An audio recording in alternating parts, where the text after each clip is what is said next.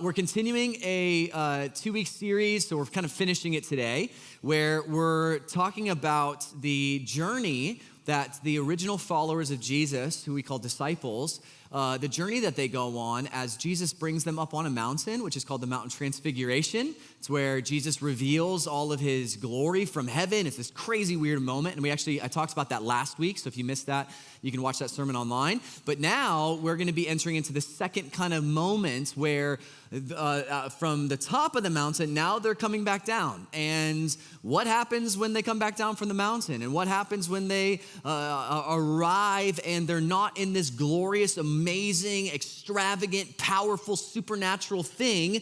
But the big question we're actually going to ask today is, what happens, or who do you put your trust in? Who do you put your faith in when you come down from these amazing experiences, these amazing moments in life, and then all of a sudden real life just like hits you? Like you come down and all of a sudden the thing that you thought was supposed to happen doesn't happen, and you weren't expecting that, and it was amazing and it wasn't amazing, and what's going on? And it's like, whoa, who do I trust? Who do I put my faith in? How do I trust in God? All of this. And that's what we're going to be diving into today. And so if you have a Bible, I'd love for you to flip over to the Gospel of Mark, chapter 9. If you don't have a Bible, you can use the Bible in the seat back in front of you and flip over to page 120, or not 120, 820. Or scripture, all the references I'll have will be up on the screen above me as well. So you can kind of work with what you got, or even use your phone. You could just go to bible.com or something like that and go to Mark chapter 9.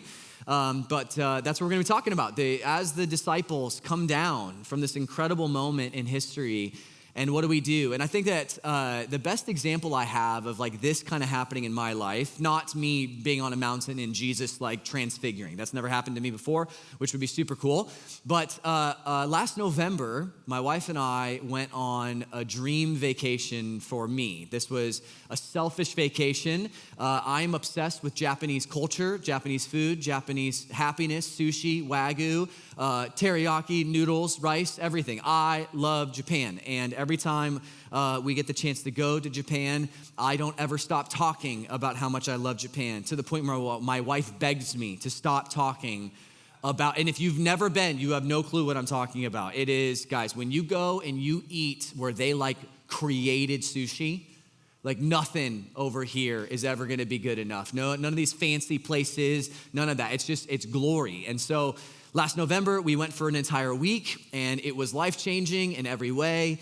And we came back after a week of vacation, and it felt like we were, coming down from glory. Like this was amazing. And we all of a sudden experienced what most people experience in life when they come back from a vacation, which is we experience vacation hangover. Has anybody ever had this before?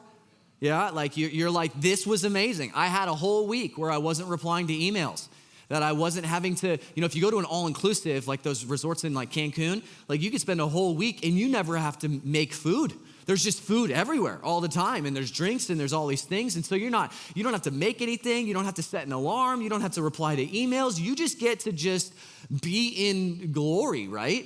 Well, then when you come back, that's a rough transition. And for us, it was even more brutal because, we're complicated and we have 2 kids and life is crazy. And so we come back from Japan and we land and we're all sorts of jet lagged, and we get to the house and put our little coat into our home and we open up the door, and immediately we smell something that we shouldn't smell. And I, as this husband who always prides myself on being a man who takes the trash out, forgot to take the trash out before we went on vacation. And so we opened the door, and the waft of old trash began to, and it was like, oh no. And we walk into the house, and we had someone kind of taking care of the house while we were gone, and they were putting like all of the mail that we got that whole week like on the counter. And it was like, there's nothing more daunting than walking into your house, you have this horrible smell, and then you see like your bills. There's just bills, just stacked up, and it's like, oh, real life is about to hit us, And then my wife was like, wait, something doesn't smell like trash. And it was like, oh no, that smells like moldy. What was that? And then she goes over to our washer and she opens it, and all of the clothes that she thought she cleaned did not You know what I'm saying? Like, that's not, I see a couple of your faces, yeah, we know, right? And so it's like, we got trash, and we're like, well, I thought we did this. Like, I thought we prepped our life, and we were good. And then I'm like getting all the notifications on Slack that like we got work the next day. And it's just like, there could not be a more jarring experience to come down from this incredible week and just life just hitting you, right? And maybe you're not as neglectful and forgetful as we are right before you go on vacation, but all of us have gone through points in life where we had what I'd call like a mountaintop experience. And then when we come down, we realize, oh, this is hard.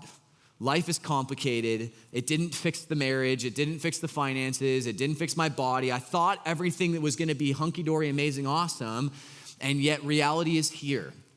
And as we look at the disciples, these followers of Jesus wrestle with this big question, like I've said in the beginning of the beginning of the intro, this big question is going to come up, is that when life hits you and you come down from the mountain and you're overwhelmed, the big question is who do you put your faith in?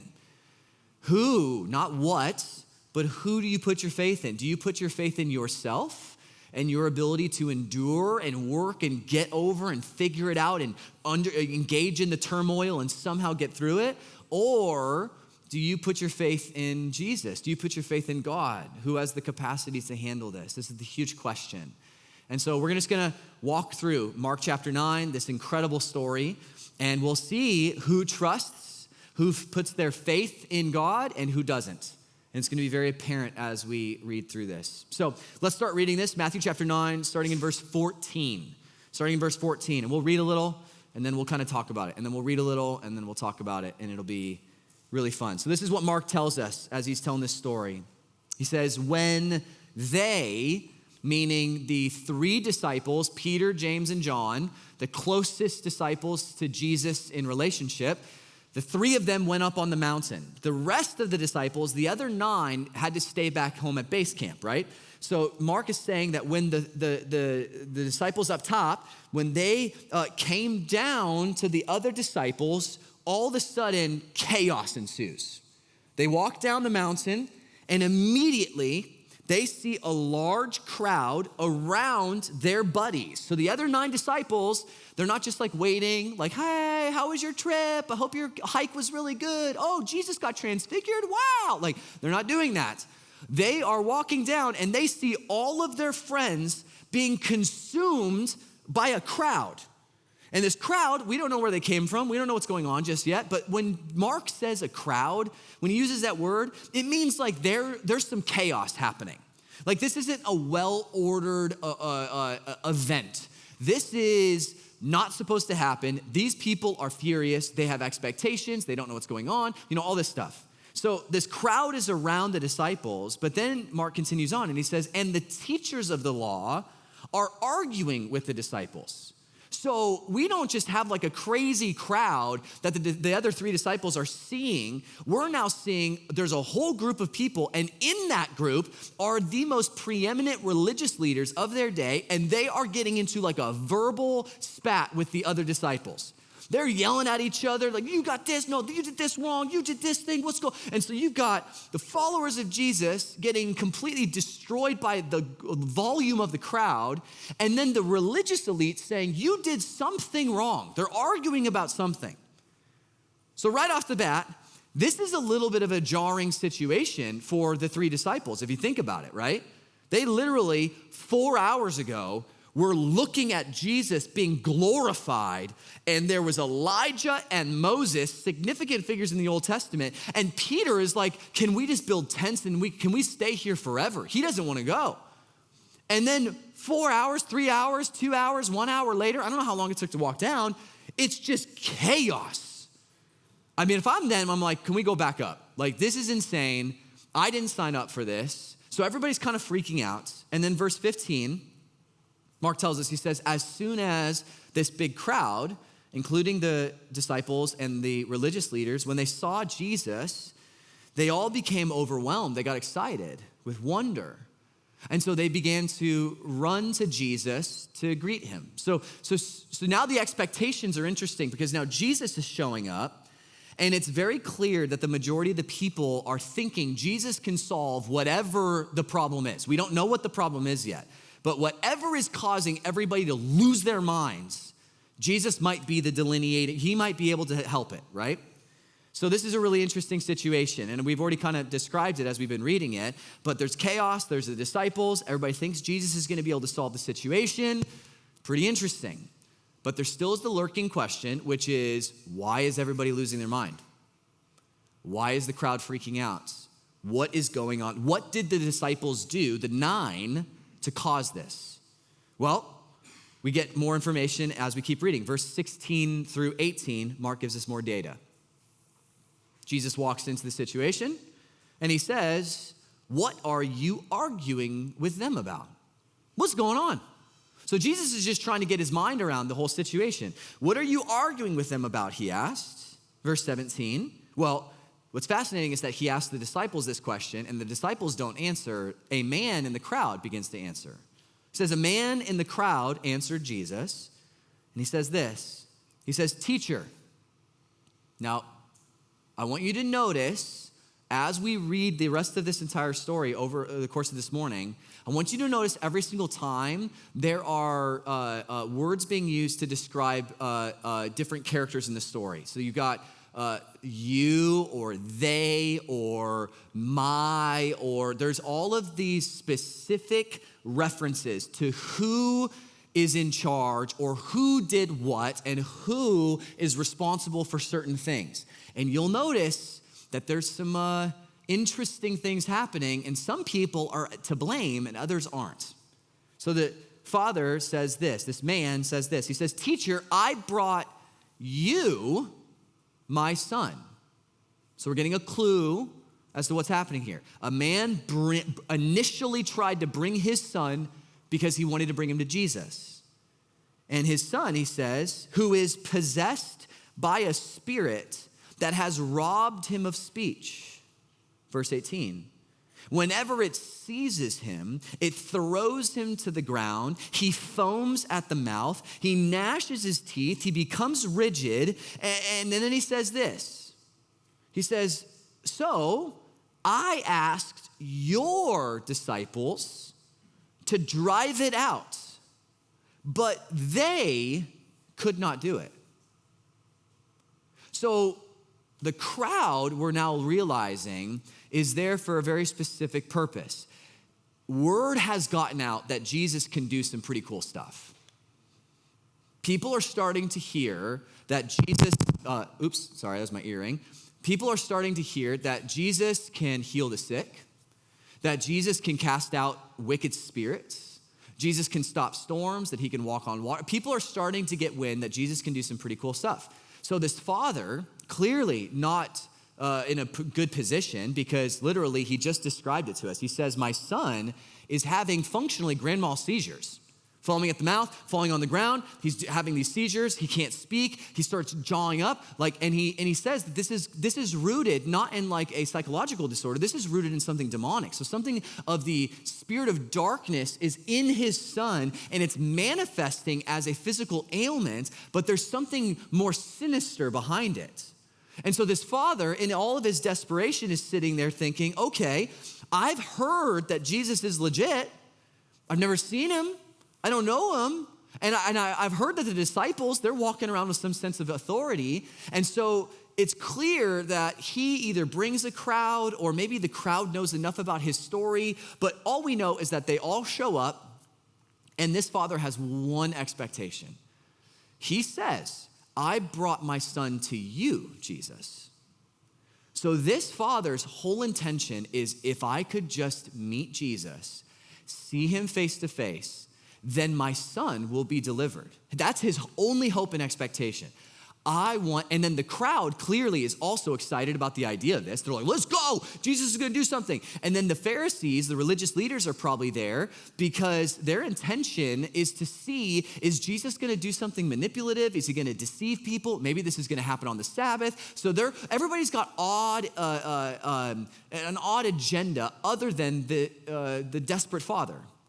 So he shows up and he says, I brought my son to you. Well, the problem though, if you guys know the story, which we've talked about the last 2 weeks, is as soon as the Father shows up, Jesus is not there because Jesus is up on the mountain with the other three disciples, because that was what was happening just before this. All three disciples are up on the mountain, and they're with Jesus, and Jesus is being transfigured, which means that the Father showed up, and he saw the other nine, and he went, where's Jesus?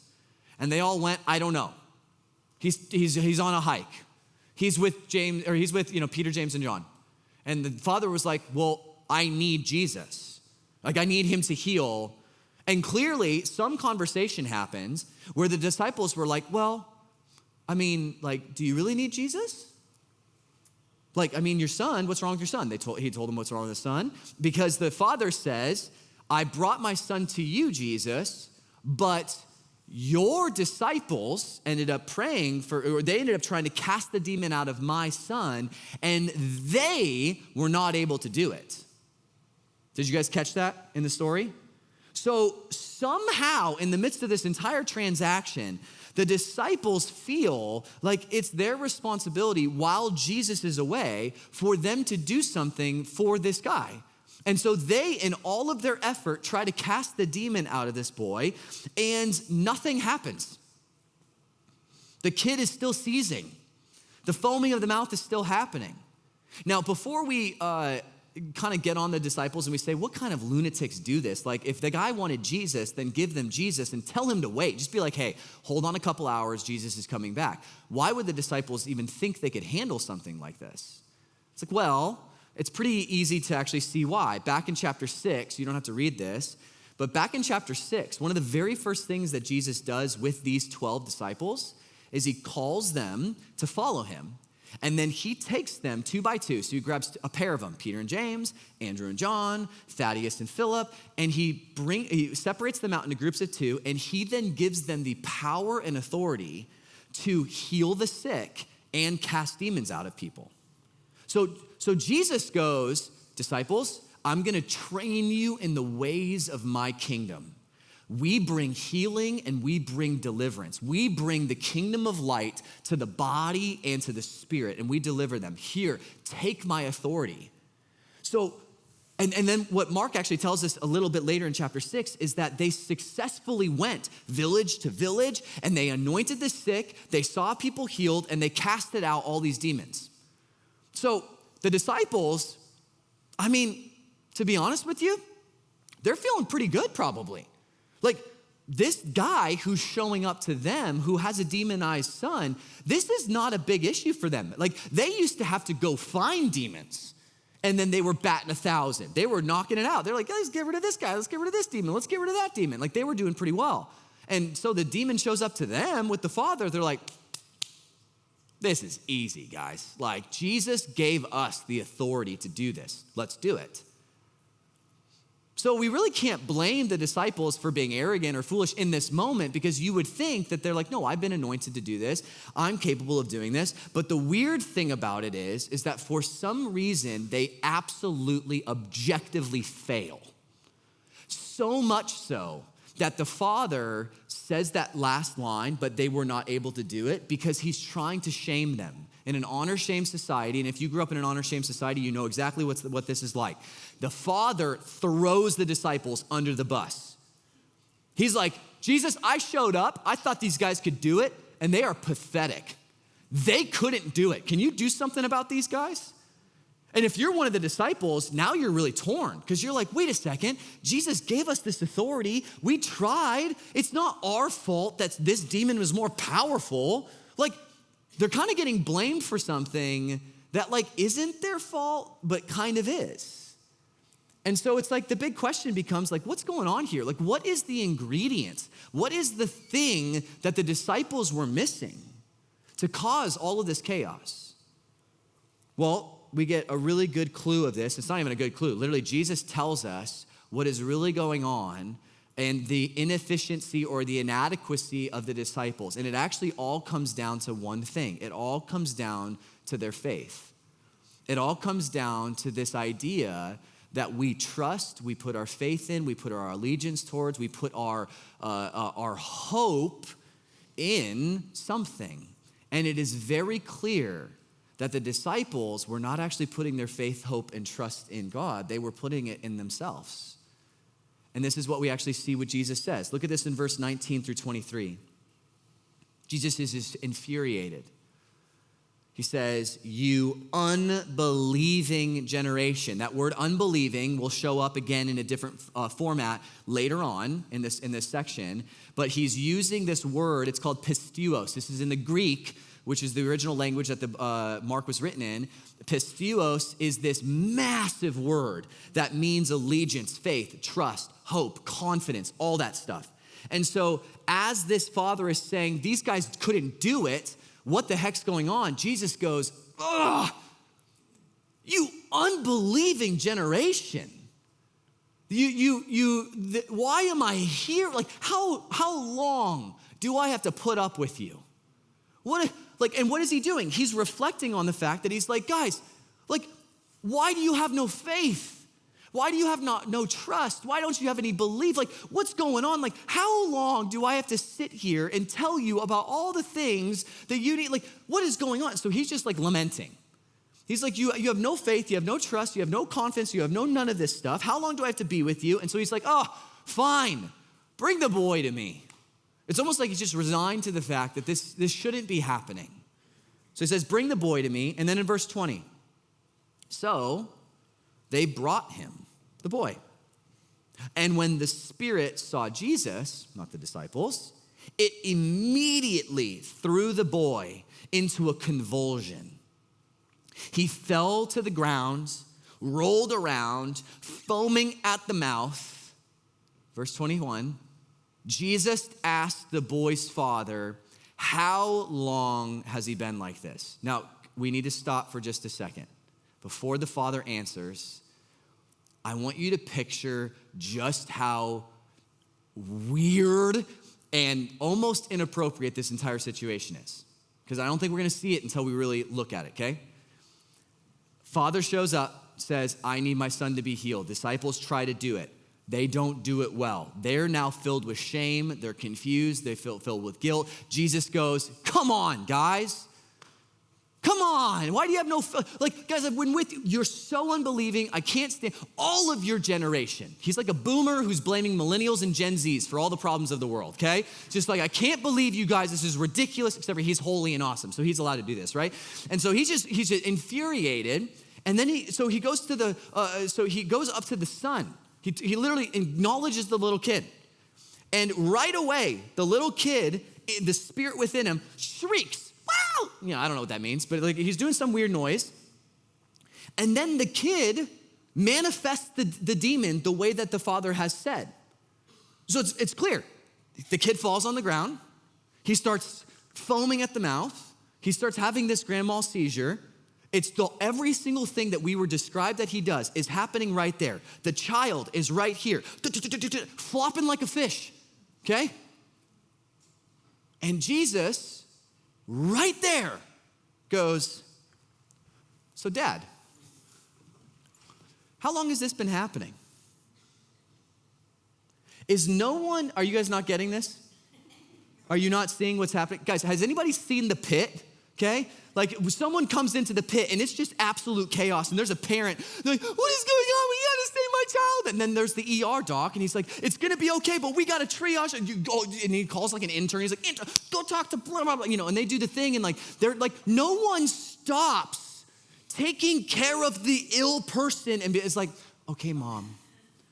But Jesus just lets this boy, he's just like flopping doing his thing. And Jesus is like, he'll be fine. Okay, so Father, sometimes, guys, we all think that like in the Bible, there's not a lot of humor. No, this is a funny situation. This is odd. Normal people don't do this. This is because Jesus knows exactly what he's gonna do and he's fine. He's like, I'll handle this in a second. And so he asks the father, he says, how long has this been happening? He interviews him. The father then answers. He said, from childhood. And then he keeps going on, and he describes even more. He says, it has often thrown him into fire or water to kill him. So now it's not just grand mal seizures. This is literally a demon trying to ruin its host, basically. And then he says this very fascinating thing. He says, but if you can do anything, Jesus, if you can help in any way, mind you, son is convulsing. if you are able, if you are strong enough, if you have any power, if you can do anything at all, would you please take pity on us and would you help us? And Jesus' response is so amazing. He says, if you can. It's like almost he's like offended. It's like, wait, you came to me, the healer, the miracle worker. You came because you hope I can. So he's almost like taken aback, like, what? If I can. And then this last line is so powerful. Jesus says, everything is possible for one who believes. So this word at the end there, believes, it's really interesting. At the very beginning of this section, Jesus laments at what is the unbelieving generation. So he says, you unbelieving generation, how much? Well, what's happening here is what's called a chiastic structure. If you guys remember high school English, you probably learned how to like delineate sentences and break them apart, and you kind of come out with it, they almost look like they're turning into like some like graph and something like that. In Greek culture, when you wanted to emphasize on something, because they didn't have italics, couldn't bold something, there was no way to give a push for a main idea, what you would do is you would write or speak in chiasms. And what a chiastic structure would be is you would say something with a very specific word at the beginning, and then as you would tell a story or as you would dialogue or whatever it is, you would then strain that idea out, and then right at the very end, you would summarize all that you were talking about with a very similar, if not the exact same word. And so Jesus, in this whole situation, Mark documents it very well, Jesus goes, this whole situation is ridiculous. Like, this is not how the world should be. This is not how life should be. This is getting way too out of hand. And he says, everybody I'm interacting with is lacking faith. Pistuos. They are unbelieving. It's actually apistuos. When you add an A to it, it means that it's negating. It does not have faith. And he says, everybody that I'm looking at right now doesn't believe. They don't trust. They only have faith in themselves. How much longer do I need to deal with this? Conversation, dialogue. Father goes, if you can, and Jesus goes, if I can. It's almost like he's reoffended in a different way.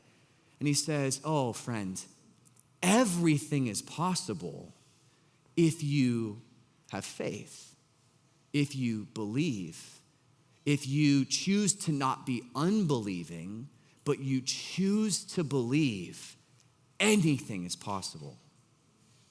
So Jesus is making guys, this story is not about a demonized boy. I mean, it is, but it's not. This story is about what happens when you and I come down from moments of life that seem incredible, and life hits us, and it's overwhelming, and it's dangerous, and it's dark, and we were not expecting this, and we thought we were gonna just build the tent, and we were gonna hang out with God and all this glory forever, but we come down, and all of a sudden everybody's screaming, and everybody's losing their minds, and your money's where it's at, and your marriage is where it's at, and you're fine, and you're not, and your body's decaying, and you don't know what's going on, and you thought, what's going on? And you try to grab for strength, you try to do it on your own strength, you try to do all these things, you're like the desperate father, you don't know what's going on, and you're losing your mind. This whole story is about Jesus saying, are you going to have faith in me, in God, because everything is possible if you have faith in this? Or are you going to be unbelieving and have no faith? So this isn't about the demon. This is about us. This is about you. This is about your last week. This is about this last semester, this last year, this last decade. And it's been chiastically structured in your life to say all of this stuff of my life is overwhelming, and I've been operating potentially with no belief. And yet Jesus is saying everything is possible if I do believe. Who do I have faith in? Who do I have trust in? This is what's going on. This is beautiful stuff, guys. And the response of the Father is so incredible. Look at verse 24. Immediately, the boy's father exclaimed. He shouts. He says, I do believe. I do have faith. I do trust. I do give over whatever I've got. But, semicolon, help me overcome my unbelief. So the Father just used the exact same two words. He goes, I have the faith, I have the belief for everything. And yet also I need help overcoming the unbelief that you just condemned. Now, another way to say this, a more natural way to say this in our common world today would be as if the Father went up to Jesus and he said, Jesus, I've tried everything.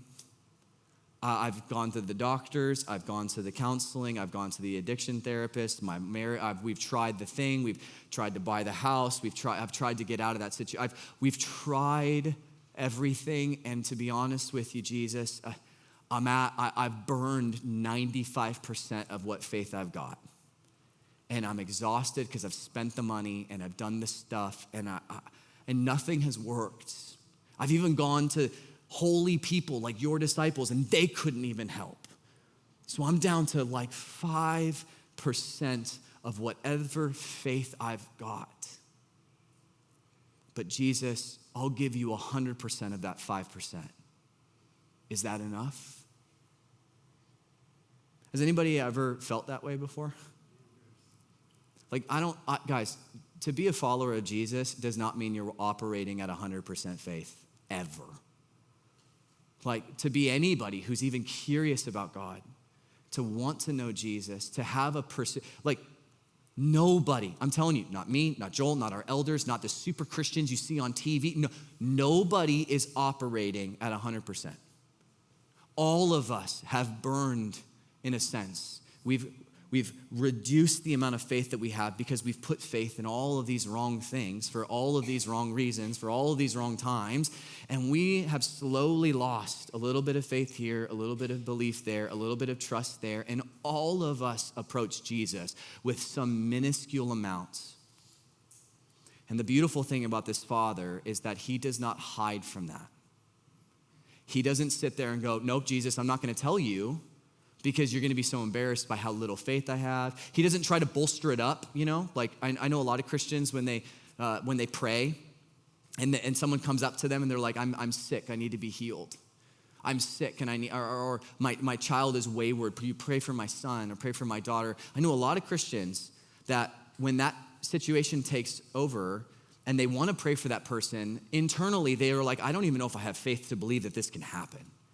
But what we do is we do this weird manufactured Christian thing where they're like, I believe in the name of, it's always a Southern accent thing going on. And they're just like, I believe. And you're just like, you don't believe. Like, don't say, I believe when you don't believe. But we do that, right? We try to manufacture this thing. And it's like, you know what this sounds like? Do you know what this sounds like? I do believe, but help my unbelief. Do you know what that sounds like when you actually pray? It's like, God, we don't know, God. But you know. God, we can't heal, but you can. And so God, because you can, would you please? That's not, I'm gonna conjure up as if I have a magic trick and then Jesus is gonna be like, oh, you believe, good, I'm gonna do that for you. Like, no, he's not impressed with you using a word. He's impressed with you bowing. He's impressed with you saying, I can't. But you can. And so this is, guys, the Father it's most of us. Even if you've been a Christian your whole life, we walk up to Jesus and we say, Lord, I do, but I don't. So can you help me believe more? And the response of Jesus is really cool. He doesn't actually even acknowledge the dad. This amazing thing happens. Look at verse 25 through 29. When Jesus saw that a crowd was running to the scene, he rebuked the impure spirit. He doesn't say, great job, Father. He just does what he needs to do. You deaf and mute spirit, he said, I command you, come out of him and never enter him again. Verse 26, the spirit shrieked, convulsed in him violently, and then he came out. The boy looked so much like a corpse that many said he's dead. But, verse 27, Jesus took him by the hand and he lifted him to his feet. And the boy stood up. After Jesus, verse 28, had gone indoors, really fascinating, Jesus goes indoors after he's delivered the boy from the demon, after he's talked to the Father, after he's kind of publicly shamed his own disciples by being unbelieving generation people, and his unbelieving, not with faith disciples who thought they could do everything in their own strength, they finally, cowardly, go to Jesus in the closet of their life. They go to Jesus in the quiet of an indoor house, and his disciples say, hey, how come we couldn't drive it out? Guys, Mark is contrasting. A father who is at his end says, I can't do anything, but you can. And the disciples are still asking the question, how come we can't? It's like, I wish I could smack them upside the head and be like, did you not get it, dudes? Jesus just said, you're unbelieving, so have real belief, have real faith. And they're like, but how come I can't do it? It's like, you're not supposed to be the one that does it. Disciples, you're not going to be the ones who conquer darkness. You're not going to be the ones who deliver people from brokenness. You're not going to heal people. You're not even going to get over your own sins by yourself. And so Jesus' response is like, okay, if I don't fine, I will say this as plainly as I possibly can. This engagement into the brokenness of your life to see God's kingdom come and bring light into darkness can only happen when you stop trying yourself and you pray. Praying is not talking. Praying is resolving. Praying is not theorizing ideas and hoping God believes them. Praying is saying, I can't, God. I need God. Please help, Jesus. Praying is saying, your kingdom come, your will be done on earth as it is in heaven, because it's not my kingdom, it's yours. That's what prayer is. And so Jesus is just looking at his disciples and he's like, how could you not get this? I just told you, guys, it's not you. It's not you. It's faith in me. It's faith in me. It's faith in me. So what are we supposed to do with this, guys? Well, I think we could already see what we're supposed to do with this. There's only two groups of people in this story, because in most environments like this, right now, this room, there are only ever two groups of people. There are the disciples and there are the fathers. And I'm not saying fathers like all the dads in the room. I'm talking about how there are the desperate, the hopeful, yet afraid, the fathers. And then there are the arrogants, yet also desperate. And in a room like right now, you resonate with one of those groups. In your soul and in your heart and in your mind right now, you know that you showed up today because this is what you do on Sundays. You set the alarm and you go to church. You come to church and you smile and you say weird things because that's what people think you're supposed to do. And you sing songs and you clap and you come take communion and you'll bow at prayer benches and you do these things. You do these things because you think that you have to. And you're kind of like operating on previous experiences with Jesus to justify what you're doing right now. And so you're here today because in a sense, you're kind of like the disciples who got blessed with the power to cast out demons a year ago, but now you just think that you can always do it now. And so you're here.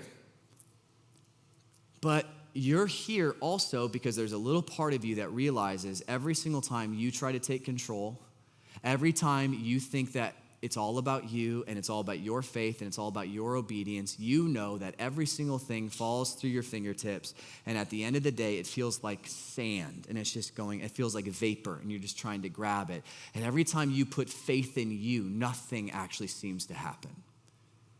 And so you're kind of here today because you're desperate, but you're desperate in a different way than the Father. You're desperate because you have tried everything in your strength, And now you're asking Jesus the big question, which is, Jesus, how come I can't? And Jesus is saying, oh, sweetheart, you never could. And if you're here this morning and you resonate with the disciples, the one thing that you need to do today, something the disciples actually don't do, is you need to say, Lord, I am so sorry. I repent for where I thought I could cast out brokenness, and I thought in my own strength I could do what only you can do. And so in my marriage, Jesus, please. In my money, Jesus, please. In my body, Jesus, please. In our country, Jesus, please. I mean, these are the lyrics we just sang in the first song. That's your response. But there is another group, which are the fathers, the desperate. And I think that there's more of you in the room than the other group. You came here today because you are running on 5% of faith.